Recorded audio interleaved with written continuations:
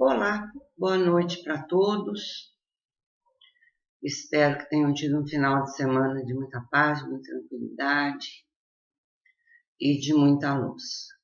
Hoje não tivemos junto, ontem não estivemos junto no nosso evangelho, foi a Adriana que fez.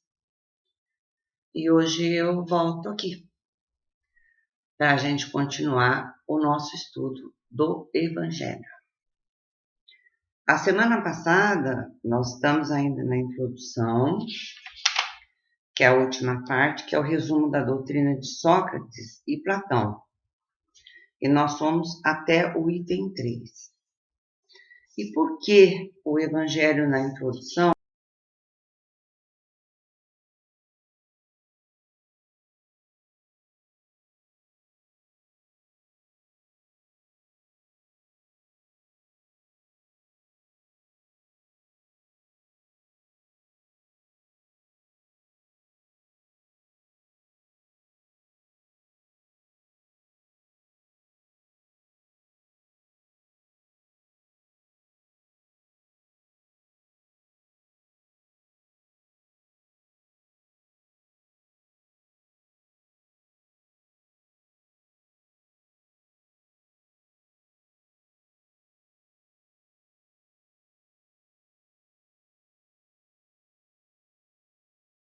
Diretrizes para essa comunicabilidade sobre a imortalidade, uma série de coisas.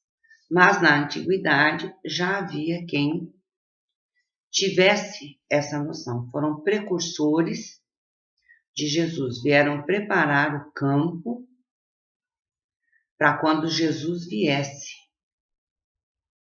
trazer a boa nova, assim como Moisés também veio e outros vieram. Nós fomos até o item 3, vamos ao item 4. Ele fala aqui: a alma impura nesse estado está entorpecida e é arrebatada de novo para o mundo visível pelo horror daquilo que é invisível e imaterial. Ela erra. Então disse ao redor dos mausoléus e dos túmulos, perto dos quais viu por vezes fantasmas tenebrosos, como devem ser as imagens das almas, que deixaram o corpo sem estar inteiramente puras e que retêm alguma coisa da forma material, o que faz com que o olhar possa percebê-las.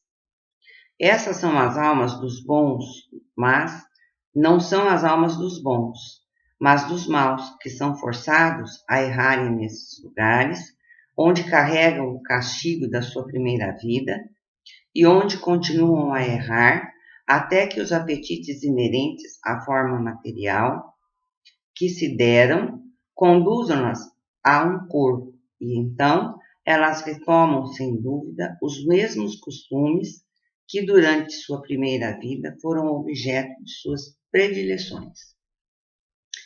Quanta coisa ele fala aqui que Kardec veio nos esclarecer depois.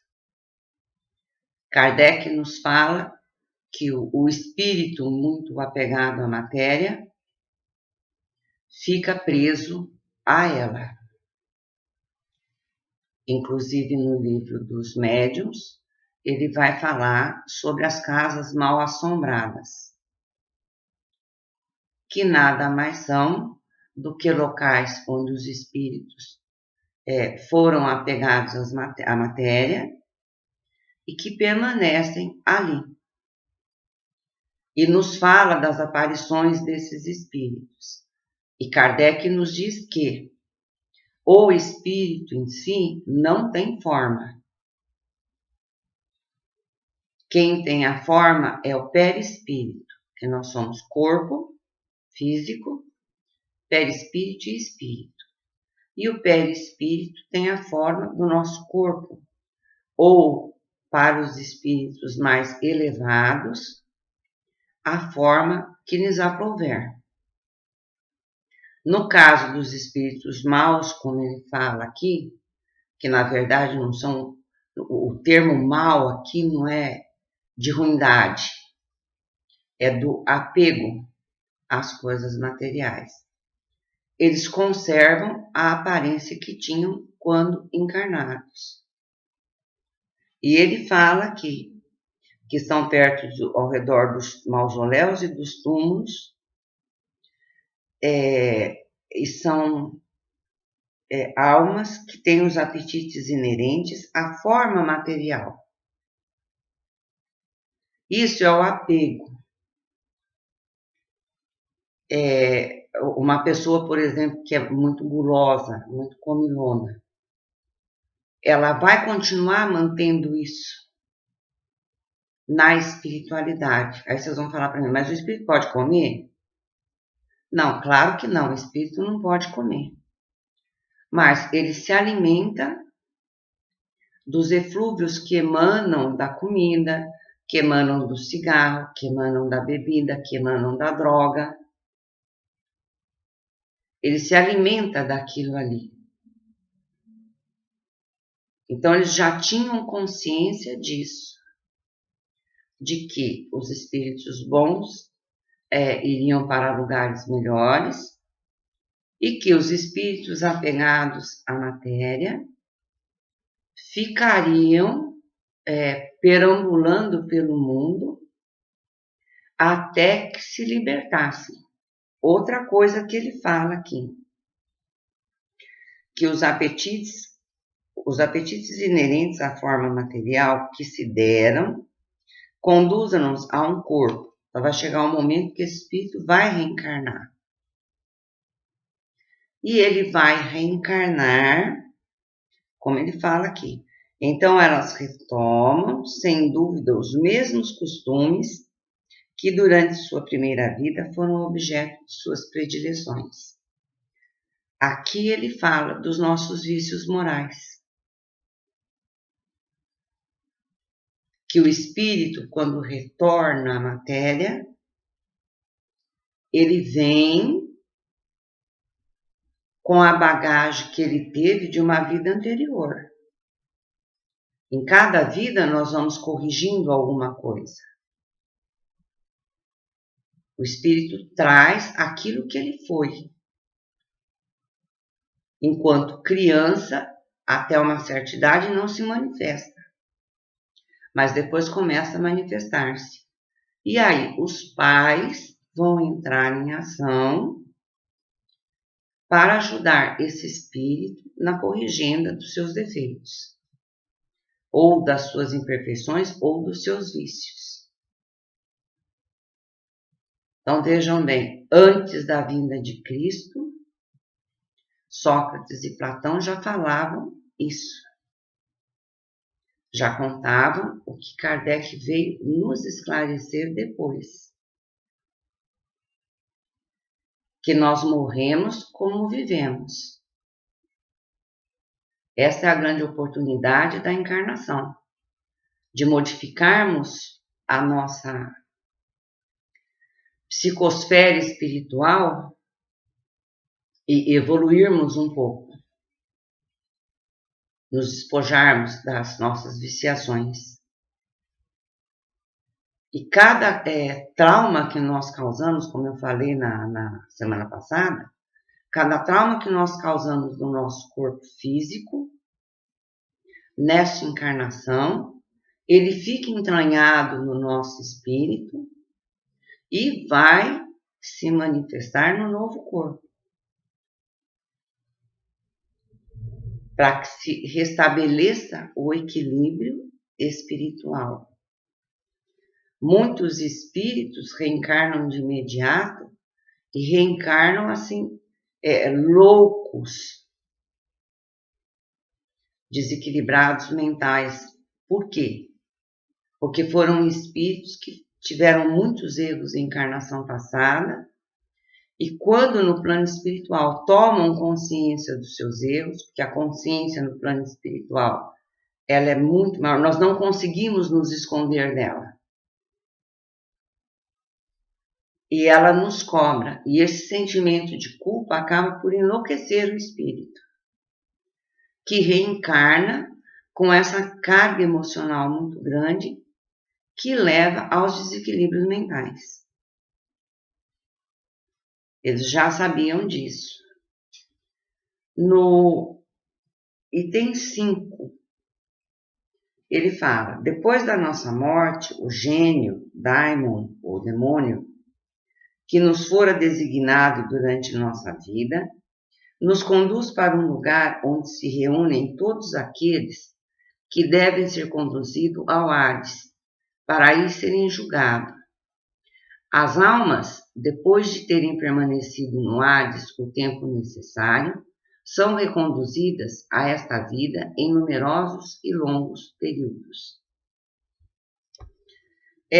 Daimon na antiguidade, demônio na antiguidade, não tinha o significado que tem para nós hoje, que são dos anjos caídos, dos espíritos maus. Não tinha esse significado, era diferente.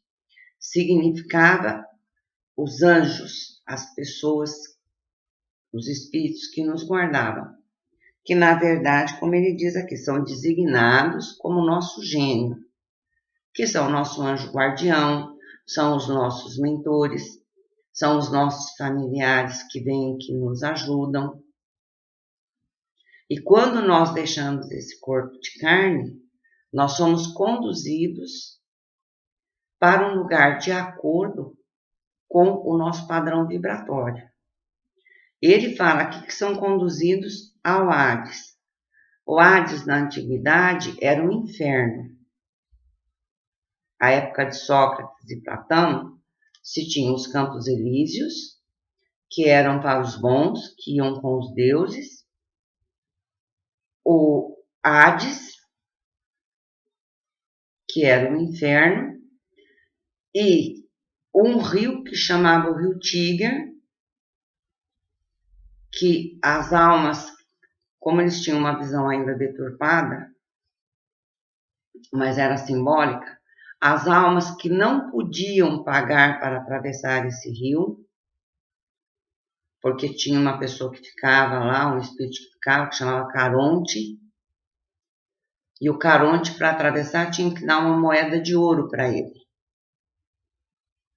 Então, podiam atravessar ou para ficar no Hades, ou para ir para os Campos Elíseos. Então, na verdade, esse rio Tíger, que as almas ficavam indo e voltando ali, era o purgatório, que a Igreja Católica fala, e o umbral, que o Espiritismo fala, que é onde nós somos conduzidos, na verdade, não pelos nossos anjos guardiões e nem pelos nossos mentores. Nós somos conduzidos a esses locais pelas nossas afinidades de vibração. Nós vamos estar junto com aquilo que nós nos afinizamos. Se nós nos suicidamos, nós vamos estar no que eles chamam de Vale dos Suicidas, que são onde os suicidas ficam, que estão ali por afinidade. Ao mesmo tempo, os que vão para as colônias espirituais, a gente fala muito do nosso lar, porque foi a primeira que André Luiz falou, e que fica no Rio de Janeiro. Mas cada cidade, cada estado tem a sua colônia espiritual que recolhe os desencarnados. No Brasil, nós temos várias colônias. Hoje se sabe disso. E essas colônias são assim, com serviços especificados. Então, tem as colônias que vão recolher os espíritos, vão receber os espíritos que desencarnaram com câncer. Tem as colônias que vão receber espíritos que desencarnaram com doenças renais, e assim por diante. E nós vamos estar nas colônias ou no umbral, de acordo com a nossa vibração. E os nossos anjos guardiões, os nossos mentores, embora fiquem ao nosso lado tentando nos ajudar, só vão conseguir isso a partir do momento que nós permitirmos. porque a lei de Deus é muito clara. Nós temos o nosso livre-arbítrio e nem Deus interfere no nosso livre-arbítrio. Assim, quando nós ficamos em lugares difíceis, quando nós desencarnamos, por conta da nossa vibração, foram as nossas escolhas que nós fizemos pelo uso do nosso livre-arbítrio. E como nós desequilibramos a lei de ação e reação, nós temos que ficar nesses lugares até que a gente se reequilibre para poder ser resgatado e ser socorrido pela espiritualidade. Não que a espiritualidade não esteja lá, mas nós não estamos prontos ainda. No livro Memórias de um Suicida, ele conta que Maria de Nazaré, todo dia às 6 horas, que é a hora Ângelus, ela desce do planeta onde ela habita, que chama Éfesos, com a sua caravana, que chama Servos de Maria. E eles vão ao Vale dos Suicidas e jogam redes fluídicas, que só aqueles que estão realmente arrependidos conseguem pegar essas redes e ser resgatados. Os que não estão realmente arrependidos, ou melhor, realmente equilibrados perante a lei de causa e efeito, essa rede se desfaz nas mãos. Então, o que nos prende a esses lugares somos nós mesmos. Pelos nossos atos, pelas nossas imperfeições e pelos nossos apegos às coisas materiais.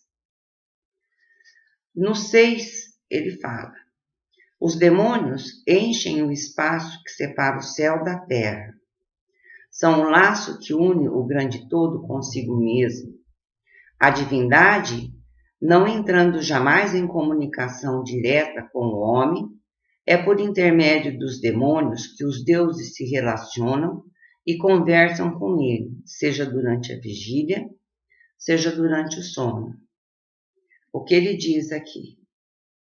Que os espíritos permeiam todo o espaço. Espíritos bons, espíritos maus. E dentro desse contexto de espíritos desencarnados, estão os nossos mentores, estão os nossos anjos guardiões, que são os nossos orientadores.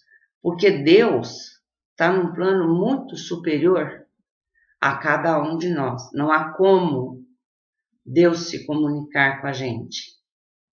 Nem a gente aguentaria a comunicação de um espírito tão elevado quanto Deus, tanto que ele é único e ele é o Senhor do universo. Né? Se nós vamos numa empresa, se nós trabalhamos numa empresa, dificilmente nós vamos conversar com o dono da empresa. Tem os intermediários que nós vamos passando de um a um e conversando. E assim é no plano espiritual. E isso acontece durante a vigília ou durante o sono. Então ele já fala aqui que durante a vigília, quando eu estou acordada, e nós temos médiums que têm a vidência quando estão acordados, que ouvem, que sentem a presença dos espíritos, mesmo acordado. E nós temos o que Kardec nos fala depois, que quando o nosso corpo físico dorme, o nosso espírito se desprende, porque o espírito não tem necessidade de sono. Ele não precisa desse descanso que o corpo físico precisa. E o espírito, em desdobramento, que é quando o corpo dorme e o espírito sai, isso se chama desdobramento, o espírito vai aonde ele tem afinidade. E neste momento, nesses momentos de desdobramento, nós vamos ter, se nós optamos por seguir um caminho reto, a orientação dos nossos mentores, a orientação dos nossos guardiões, anjos guardiões, encontro com os nossos familiares desencarnados. É neste momento, assim como nós podemos, dependendo da nossa evolução, procurarmos boates, procurarmos bares. Vai depender da evolução do nosso espírito. Nossos mentores vão estar conosco? Sim. Vão estar, mesmo que a gente procure esses antros.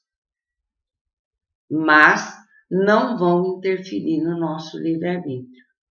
Por isso é importante que a gente, ao deitar, faça uma prece e peça à espiritualidade que os bons espíritos estejam ao nosso lado e que nos levem a lugares onde a gente possa ter algum aprendizado, onde a gente possa até trabalhar.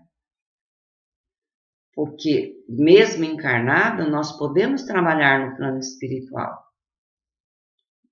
Nós podemos ajudar no plano espiritual. Tudo depende da nossa vibração e da nossa evolução moral. No item 6 ele fala: a preocupação constante do filósofo, tal como compreendiam Sócrates e Platão, é de tomar o maior cuidado com a alma, menos por esta vida, que não é senão um instante do que em vista da eternidade. Se a alma é imortal, não é mais sábio viver com vistas à eternidade? O que o Espiritismo nos fala? Que nós somos usufrutuários de tudo. Que nós temos, inclusive, do nosso próprio corpo.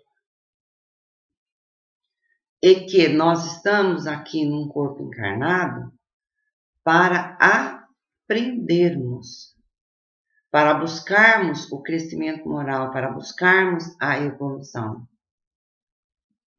Porque os bens materiais e nosso corpo físico vão ficar quando chegar a hora da nossa morte. Porque, como eu falo sempre, o povo dá uma risada, nós não temos código de barra. Isso nós não temos no nosso espírito, um código de barra. Mas nós temos um prazo de validade no corpo. Nós nascemos para viver um período. 70, 80, 100 anos, varia de pessoa para pessoa. E esse período é para que nós aprendamos alguma coisa. Para que a gente evolua de alguma forma. E ele já falava isso aqui. O 8.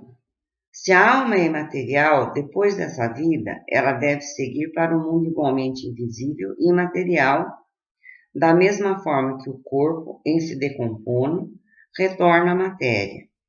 Importa somente distinguir bem a alma pura, verdadeiramente material, que se nutre como Deus de ciências e de pensamentos, da alma mais ou menos manchada de impurezas materiais, que a impedem de se elevar até o divino, e a retém nos lugares de sua morada terrestre.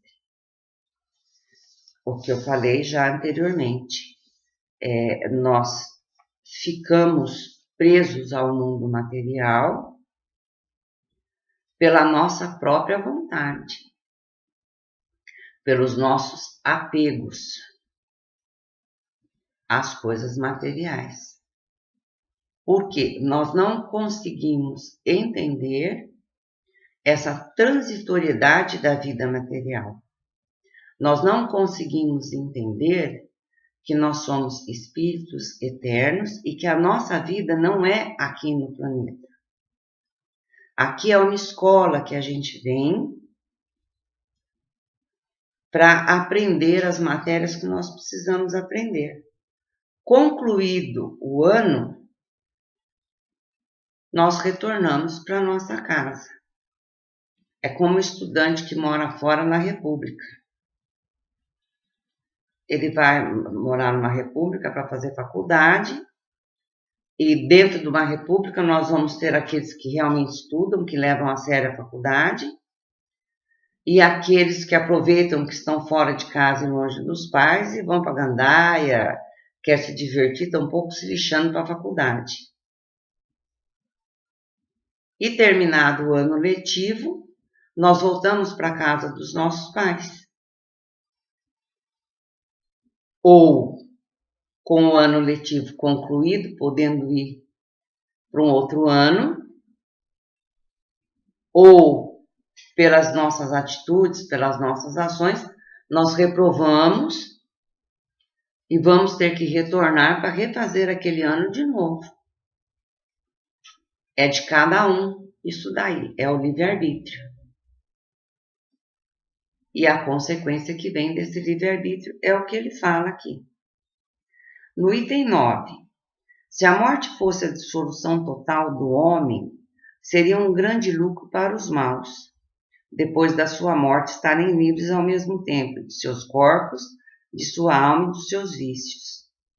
Aquele que ornou sua alma, não de um enfeite estranho, mas do que lhe é próprio, só este poderá esperar tranquilamente a hora da sua partida para o outro mundo. Então, retorno no que falei já. Cada um morre do jeito que viveu. E vai estar preso àquilo que tem amor, àquilo que tem apego. Se é um espírito que gosta da balada, que gosta de beber, que gosta da droga, gosta de fumar, ele vai ficar preso a isso, porque no mundo espiritual não tem isso daí, nos planos elevados. E aquele que viveu de acordo, que buscou realmente a evolução, que buscou o crescimento, ele vai ser recebido pelos espíritos, irá para uma colônia. Lógico, para se restabelecer, não pensem que eu deixo esse corpo de carne aqui, já saio andando para a espiritualidade, porque não é assim. Porque este corpo aqui, esse corpinho que nós temos aqui, ele se desgasta. E com o desgaste do tempo, ele gera doenças. E nós vamos morrer em função de doenças. Que podem ser doenças demoradas e podem ser uma morte repentina. Que também é difícil para o espírito, que não tem essa consciência da imortalidade. Uma morte repentina, muitas vezes ele passa muitos anos sem saber que desencarnou. Mas se foi uma pessoa boa, a partir do momento que toma consciência, será recolhido e esclarecido em uma colônia. Então vejam como já há tantos séculos antes da vinda de Cristo, já se tinha uma noção assim muito grande da espiritualidade, mesmo entre o paganismo. Haviam aqueles que já tinham essa consciência, que eram espíritos evoluídos, que foram reencarnando ao longo do tempo, preparando a vinda de Jesus. Era esse o nosso estudo de hoje. Como a Maria fez a prece de início, para falar sobre o Livro dos Espíritos, nós vamos fazer a prece de encerramento do nosso estudo de hoje, pedindo ao Senhor Jesus que nos abençoe, que nos ilumine, que nos dê uma semana de muita paz, de tranquilidade. E se essa semana não for de paz e de tranquilidade, que nós tenhamos a paz e a tranquilidade dentro de nós. Porque é do nosso livre-arbítrio nos irritarmos, é do nosso livre-arbítrio seguirmos um caminho com tranquilidade. Então, ser feliz e fazer as coisas certas está na mão de cada um de nós. Então, que o Senhor Jesus abençoe cada um de vocês e que vocês saibam fazer uso desse dom tão grande que Deus nos concedeu, que é o direito de exercer a nossa vontade. Que nós tenhamos força para exercer essa vontade dentro do bem. Então, uma boa noite para todos, uma semana de muita paz, de muita luz, e que Deus, Jesus e Maria de Nazaré estejam com cada um de vocês. Muita paz a todos. Fiquem com Deus.